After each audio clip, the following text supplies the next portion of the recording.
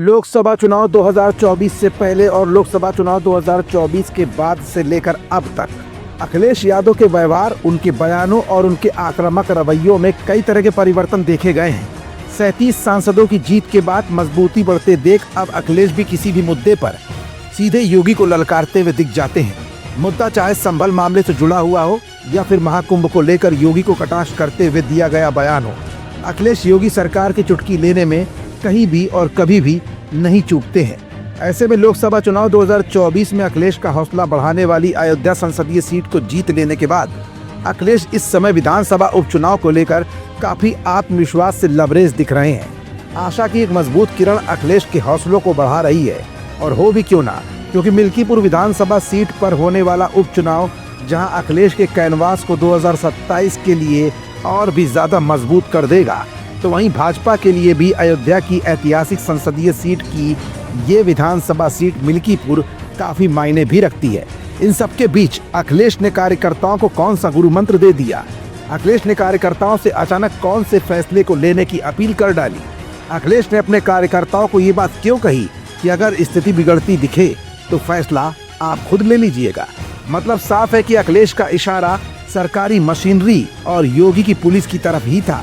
आखिर अखिलेश ने किन मीडिया रिपोर्ट्स का दावा किया और अखिलेश की तैयारियां मिल्कीपुर विधानसभा सीट को लेकर किस हद तक पहुंच रही हैं? ये कुछ ऐसे सवाल हैं जिनका जवाब अपनी आज की इस रिपोर्ट में हम आपको दिखाएंगे भी और बताएंगे भी।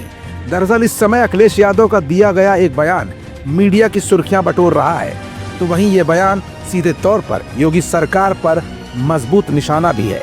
सपा प्रमुख अखिलेश यादव ने कहा कि मिल्कीपुर की तैयारियां पूरी हो चुकी हैं। अयोध्या में होने वाले आगामी चुनाव में भारतीय जनता पार्टी फिर हारेगी, लेकिन गन पॉइंट पर गड़बड़ की गई तो मैं अपने कार्यकर्ताओं से यही कहूंगा, उस समय जो फैसला ले सकते हो ले लेना।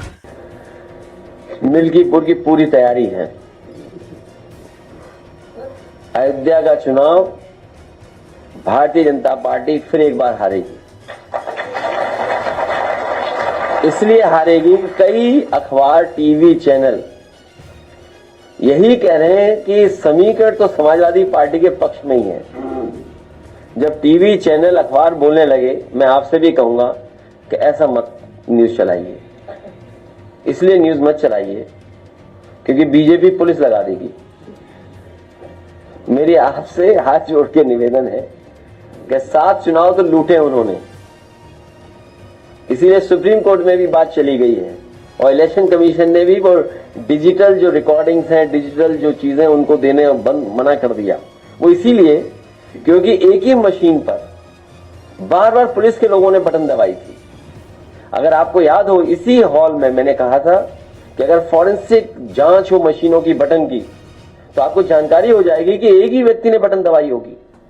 और हमने आपने वो तस्वीरें भी देखी, वो वीडियो देखा जहां पुलिस का एक अधिकारी महिलाओं को रोक रहा था, लेकिन महिलाएं डरी नहीं थी। वो बहादुर महिलाएं वोट डालने के लिए लगातार उन पुलिस वालों से लड़ रही थी।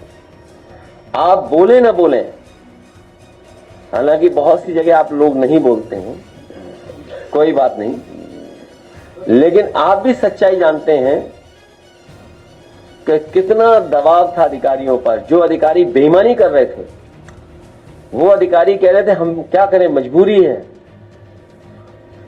तो मिल्कीपुर का चुनाव जनता समाजवादियों को जिताने जा रही है। बस आपसे निवेदन है कि आप हमारी बड़ाई मत करना।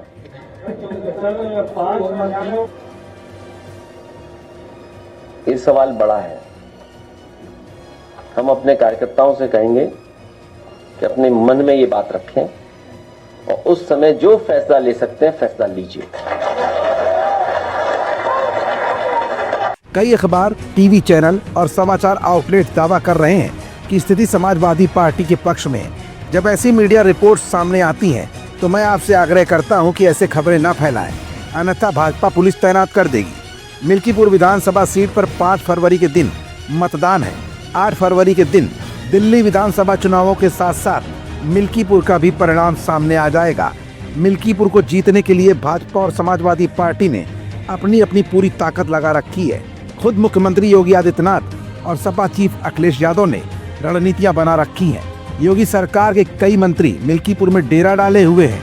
फिलहाल मिल्कीपुर की सियासी लड़ाई काफी दिलचस्प होने वाली है।